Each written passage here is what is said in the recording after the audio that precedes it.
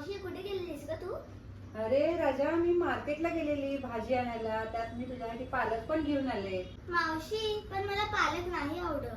अरे पण मी त्याच्यात पनीर पण आणलंय. पालक आणि पनीर बनवूया. चल ठीक आहे. आज खुशीसाठी बनवूया पालक पनीर. आता पालक मस्त येतोय आणि स्वस्त पण आहे.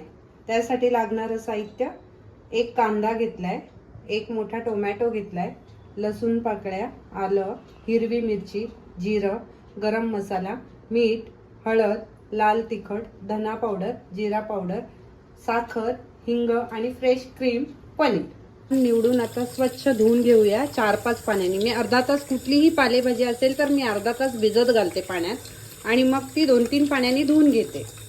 आता आपण पालक उकडून घेऊया. पाणी ठेवलंय पातेल्यात. आता त्याच्यात थोडंसं मीठ टाकायचं, म्हणजे तो आपल्याला पालकचा रंग हिरवाच्या हिरवा राहायला पाहिजे.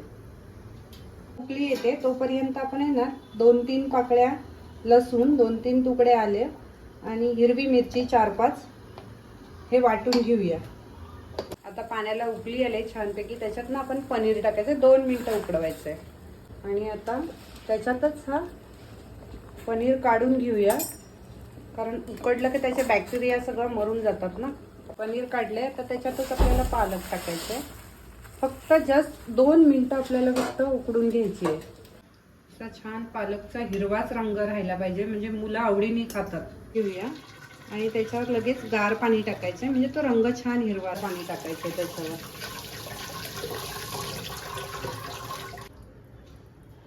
गॅस लावून घेते आणि आता तेल तापते तोपर्यंत आपण कांदा मिक्सरवर बारीक करून घेऊया. हे आलं लसूण मिरची. तेल छान तापलेलं आहे.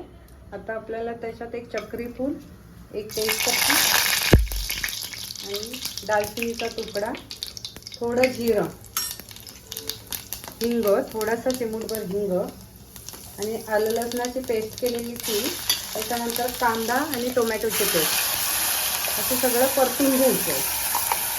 आता टोमॅटो पेस्ट टाकून आता हे छान तेल सुटत तोपर्यंत परतायचं आहे, म्हणजे त्याचा जो कच्चा वास आहे तो निघाला आहे.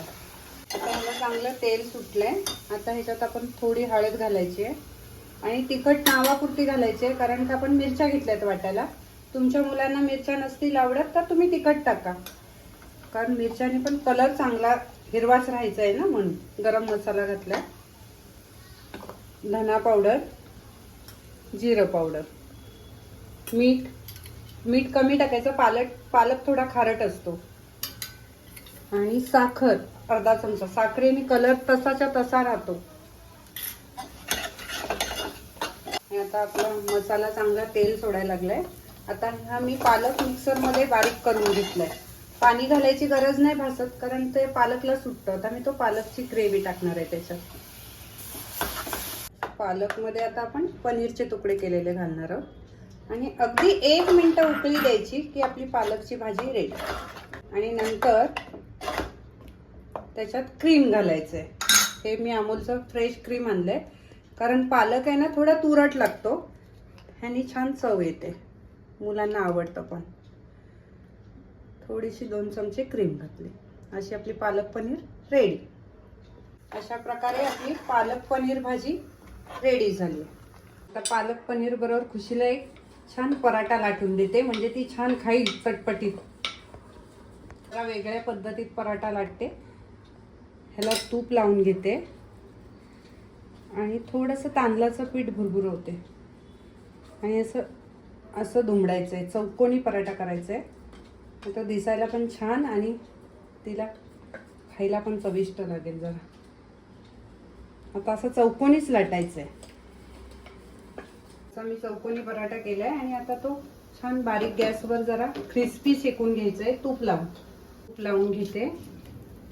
तुमच्या मुलांना बटर आवडत असेल तर बटर लावा, पण बटरपेक्षा आपलं घरातलं तूप चांगलं. हे असा आपला पराठा छान रेडी झालाय.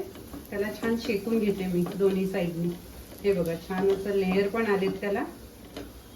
लाटताना जरा हलक्या हाताने लाटायचं, म्हणजे त्याचे असे छान पदर येतात त्याला. अशा प्रकारे पालक पनीर आणि पराठा रेडी झालाय. आता तो खुशीला देते. खुशी, हे घे बेटा, पालक पनीर आणि पराठा बनवलाय तुला.